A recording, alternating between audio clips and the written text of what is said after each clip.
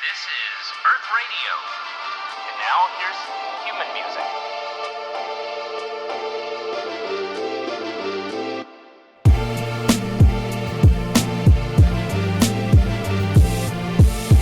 Good morning. Wednesday morning, heading to Jerusalem now to MassChallenge to talk to the startups there about branding.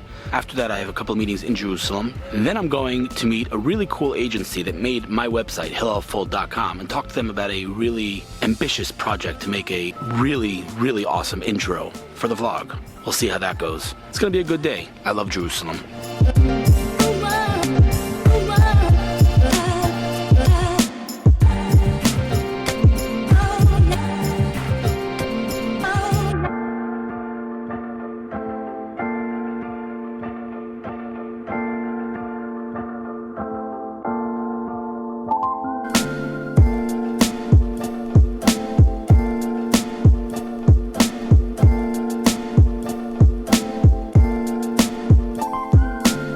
MassChallenge is the world's largest accelerator, and they are in Israel now for a couple of years, in Jerusalem, which is interesting. But even more interesting is they're in this building that's hundreds of years old. Check it.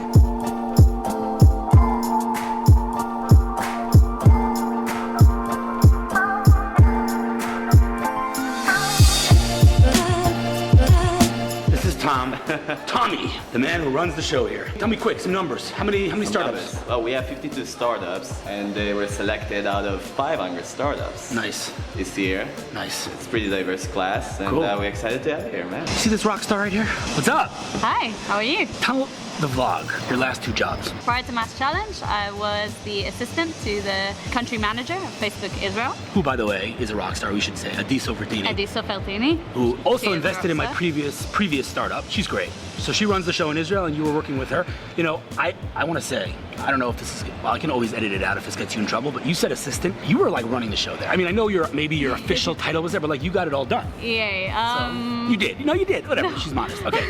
Before that? Before that, I was doing student development at Google in Israel. So Google, then Facebook, then MassChallenge. Yeah. Like, where are you going to go from here? Ended on a high. Maybe the president or something? What's going on? Maybe. Unbelievable. Sky's the limit. But what's interesting is that you went from Tel Aviv to Jerusalem. I remember that conversation we had. Right. You're like, Jerusalem, like, I'm telling you, it's where it's all at, right? And am I right? Was I right? It's pretty cool here. The scene here is, it's like a startup of its own. It's really developing, and so what do you do here at MassChallenge? So here I'm the marketing manager. I work with Tommy Barav, who's the marketing director. Okay. And we are developing the marketing here at MassChallenge. So tell me a little bit about, first of all, this building. Like, what's the deal?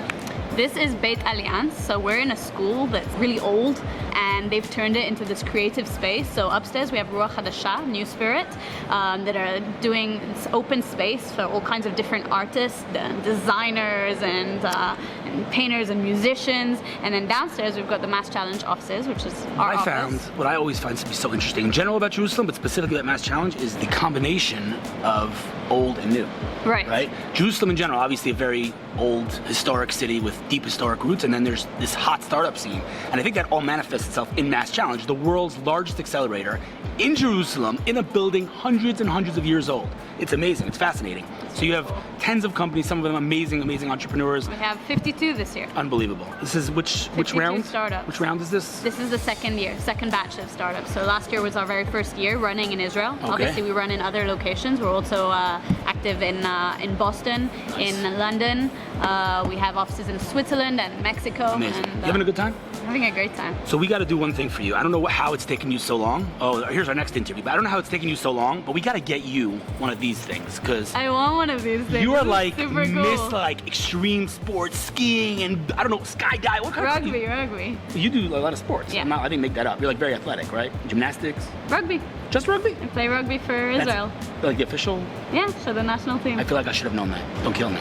We got to get you one of these drones. DJI, you listening? Get her one of these. I want one of these. Anyway, no, well, listen, I have a collection of them. I'm happy to lend you one indefinitely, as long as you take cool footage and enjoy it. I'm serious. I'm happy to lend it to you. But anyway, awesome. So you're having a good time here at MassChallenge. Hey, come here. Go on, get over here. Come here. I want to interview you. Come sit. Move over a little bit. Scoot over. Stay in the frame. Come sit here. Doron, what do you do here?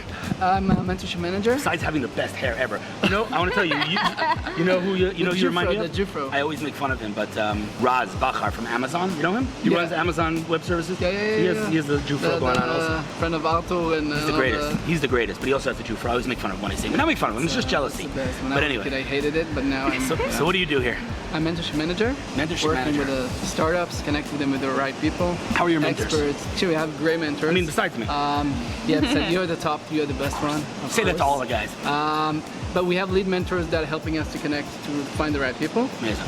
And we have a community of around 400 mentors. Wow. And for the specific program, we are working with 260 mentors.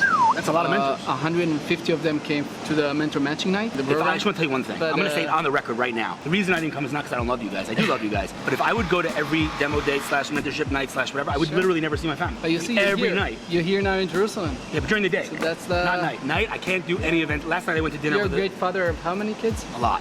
5. Yes. Okay. But so it's no. a great reason. But the thing is, like last night I had dinner with a friend of mine in Tel Aviv. Literally for the first time I did anything at night in the last, I don't know how long, but I had to meet him and it was his only chance. But generally speaking, I have like a clear veto on any event that's, in other words, forget about it. Like literally, because in Tel it's too Aviv and much. Jerusalem. You shouldn't miss the startup shook though. I know. I You don't missed want out on that one. I know. And That you was know like the that's- biggest event. That's why we're not just based on the matching night. By the way, Working I just with got this people, wide close, lens and- yesterday. This is brand new. It's really cool. Look how wide it is. It's amazing. all of us. Yeah, till now I was using a regular lens and it was like this, basically. It would cut us off, and now look at this. Look how much it gets. I love it. Okay. Well, anyway, thank you guys for having me. I hope the Thank talk you. goes well. We're We're talking gonna for have- 10 minutes. Are we for being here. droning We're gonna have a before? great day. We'll Drone. bring Let's go coffee. drone. You want coffee? I already had a coffee and Red Bulls. I'm good.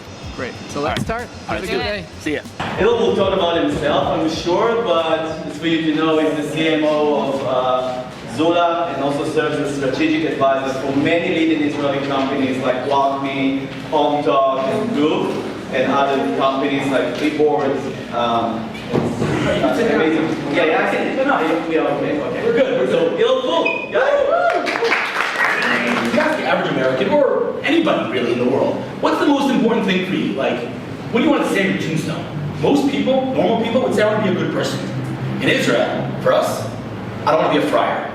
That's like the most important thing. I don't want to be a friar. Why am I talking to you about this? This is extremely important, and it's directly related to what you're going to do in marketing and branding. And when people ask me, why are you doing this?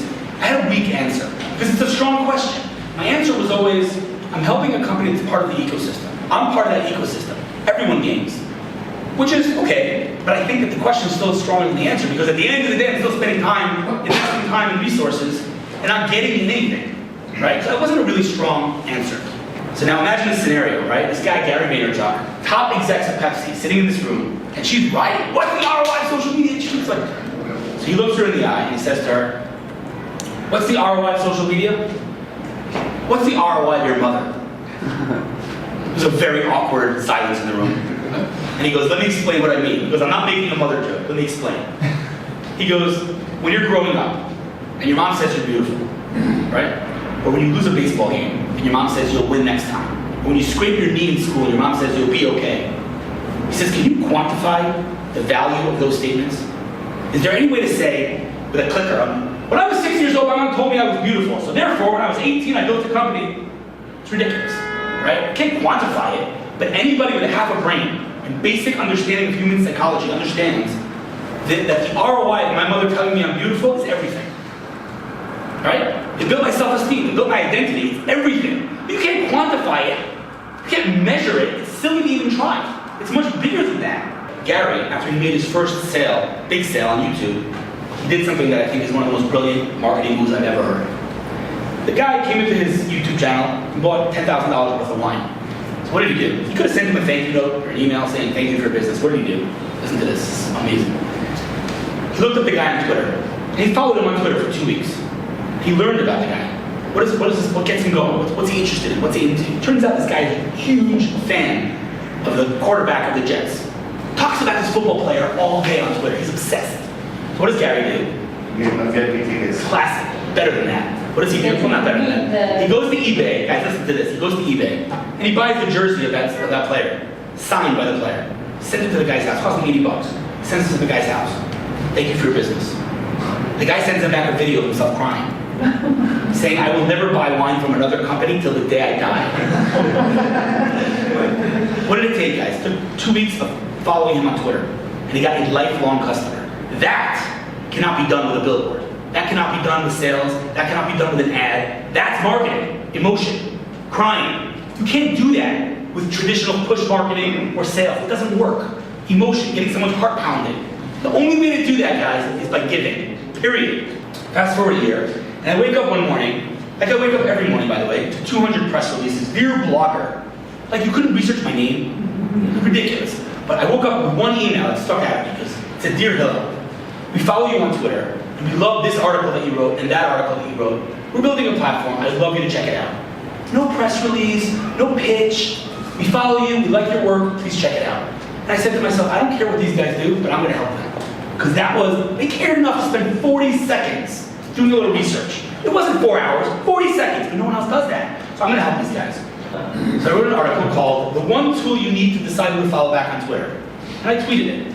And guess who retweeted me to her 2.5 million followers? Alyssa Melanie. Interviews, super duper effective method of, and I'm calling it growth hacking, but it's a stupid word. It's just getting traffic, just getting growth, it's starting. It's igniting your engine. So for years, probably 3 or 4 years now, I've been saying everywhere, to anyone who will listen, that it's crazy how everyone's talking about Startup Nation, everyone's talking about Israeli tech, but there's no high quality video content about it. And yeah, I can read about it on TechCrunch. What happens if I want to know who's Chemi Paris? Who's Michael Eisenberg? I wonder who these people are. Who are they? Like not, what do they do for a living? What do they look like? Who are they? What's their DNA? There's no way to know that. Nowhere. There's no video content about Israel. It's crazy. So I was like, that has to change. So like 6 months ago, true story guys, listen to this. 6 months ago, I'm sitting at my office and I get a Facebook message. Hi Hillel, I've been following you for years and I'm in Israel and I'd love to meet you. And I'm like in the middle of like so much work. I had no time to meet this kid. He's like this 22-year-old kid from New York. I had no time, right? And he asked, he's a nice guy. I try not to say no to people if I can. So I was like, all right, let's meet. And I was like, I don't believe I just said yes. But I met with him for coffee. I was sitting with him. I was sitting in Herzliya in Aroma. And we're just schmoozing. And then in the middle of the meeting, he just like, his hand in his bag, he pulls out a gimbal camera like stabilizer, which like professionals use. And I'm like, whoa, why do you have that? He goes, oh, that's what I do for a living. I'm a video editor. Hallelujah! I'm like, listen, dude, I'm telling you, like, I gotta do the vlogging thing. I need an editor so badly. He cuts me off and he goes, say no more, I am your editor. I'm like, well, he's like, I don't want any money, I don't want anything. I'm working for you now, I'm your editor. Send me the footage, let's do this. Literally, the next day I sent him, I took the camera around, I took my data and I sent it to him. He sent it back and it was phenomenal. Like, amazing editing. I sent it the next day, he sent it back. Amazing editing. And I reached out to him like, dude, this is like really high quality stuff. How long does this take you every day? It's like 5 hours. I'm like, I cannot pay you for 5 hours of work every day. That's crazy. So I put on Facebook. This is brand new. I've never told this story before. Listen to this. This is the most insane thing ever. I put on Facebook and I'm like, guys, if you've been enjoying my vlogs, I really want to take it up a notch and I want to start paying my editor and start doing this right. I kid you not, 8 seconds later, I get a message on Facebook from a guy named Benny Shaviv. Anybody? Yeah. CEO of Fitness 22, one of the top CEOs in Israel. And he literally writes me a few words, I got this.